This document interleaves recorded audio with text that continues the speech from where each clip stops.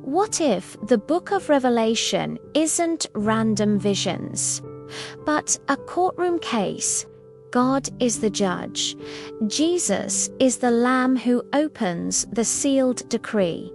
Satan is the accuser. And prophecy isn't fortune-telling. It's a legal declaration. In Revelation 4 and 5, heaven's courtroom convenes. The scene is set with breathtaking majesty as God takes his seat as the supreme judge. Before him, a scroll sealed with 7 seals lies waiting, containing the divine decree for all of creation. But who is worthy to open this scroll? Enter Jesus, the Lamb who was slain. He alone is found worthy to break the seals and reveal the contents of this heavenly document. As he approaches the throne, a chorus of praise erupts from every corner of the cosmos. Angels stand at attention, ready to serve as court officers. They issue summonses, carry out orders, and ensure the proceedings run smoothly. Meanwhile, Satan, the accuser, lurks in the shadows. But his time in this celestial courtroom is limited. Soon he'll be cast out, no longer permitted to bring charges against God's people.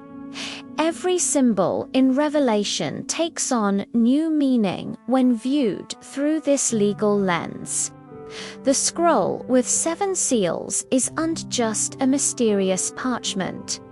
It is the official decree of the court. As each seal is broken, evidence is revealed, building the case against a rebellious world. The trumpets that sound throughout the book aren't mere musical instruments. They're the public proclamations of heaven's verdicts, calling all of creation to attention, and those bowls of wrath. They're not random acts of destruction, but carefully measured writs of execution, carrying out the sentences passed down by the divine judge. Even the Book of Life takes on deeper significance. It's God's official registry of citizens, recording those who belong to his eternal kingdom. Now, let's examine how this celestial trial unfolds. The case begins with a series of letters to 7 churches. These aren't just pastoral encouragements, they're more like subpoenas, calling witnesses to account and correcting their testimony before the proceedings truly begin.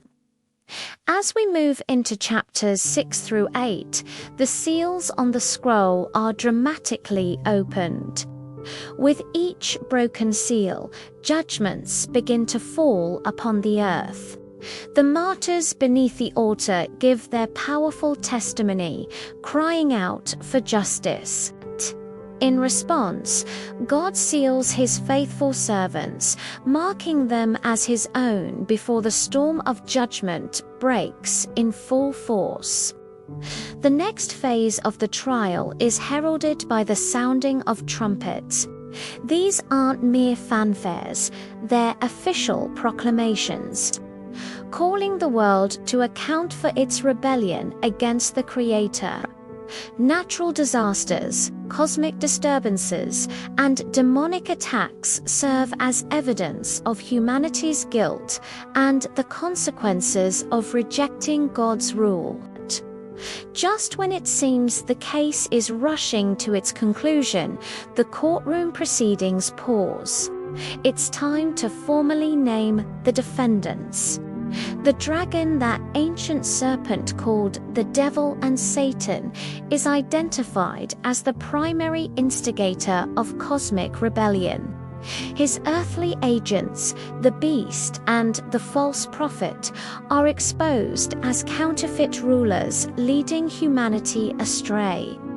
And Babylon, that great city representing the world's systems opposed to God, is called to account. With the defendants named, the final phase of judgment begins. 7 bowls of God's wrath are poured out upon the earth. These aren't arbitrary punishments, but the execution of sentences long delayed by divine patience.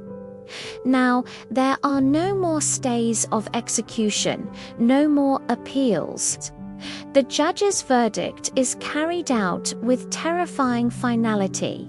The spotlight then turns to Babylon itself. This world system, with all its seductive power and corrupt influence, is thoroughly examined and judged. Its fall is celebrated in heaven, as justice is finally served.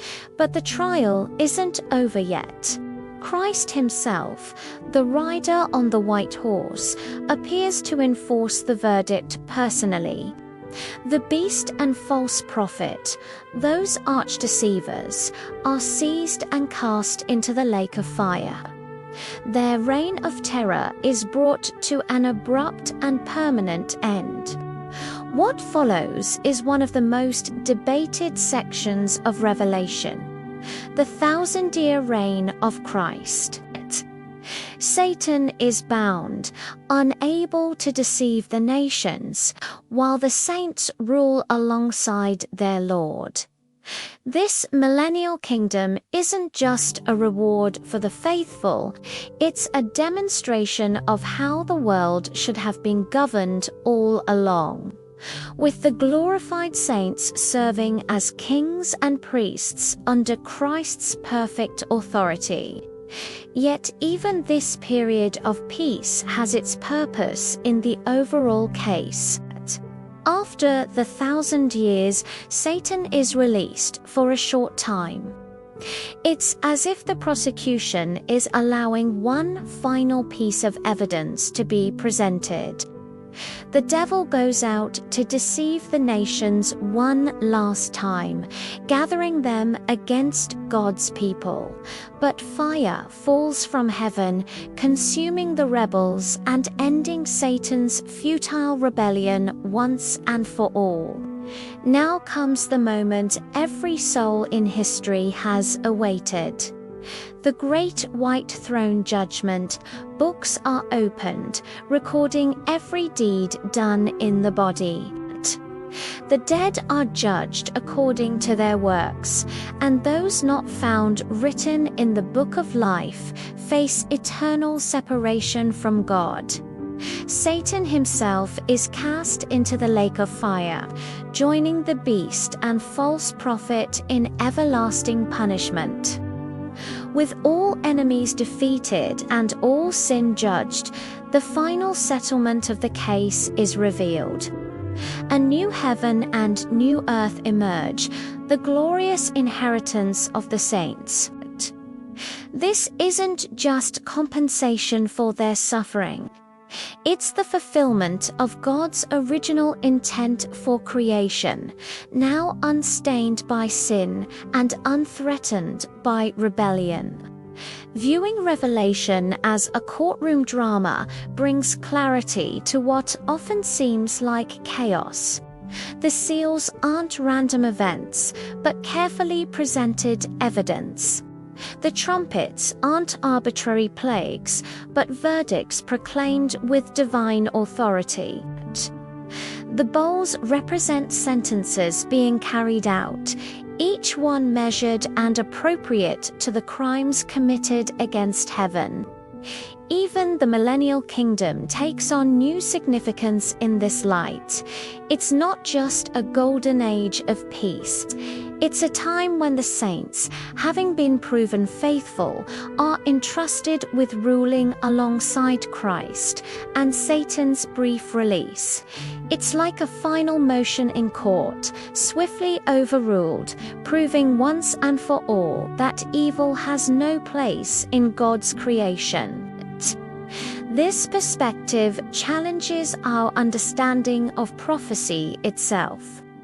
These visions aren't meant to satisfy our curiosity about the future or provide a detailed timeline of end-time events. Instead, they're the judge's decree, and once spoken, they must be carried out.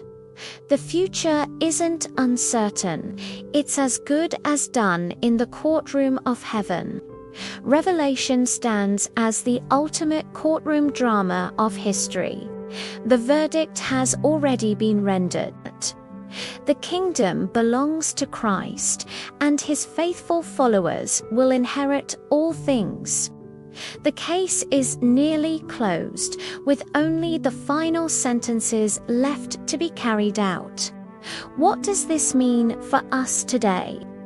It's a call to faithfulness, to stand as true witnesses in a world that often seems to be spinning out of control. We're not just passive observers of these cosmic events. We're participants in the case, called to testify to the truth of God's word and the reality of his coming kingdom. So take heart, believer. The judge of all the earth will do what is right. Stay faithful to the end, knowing that your vindication is coming.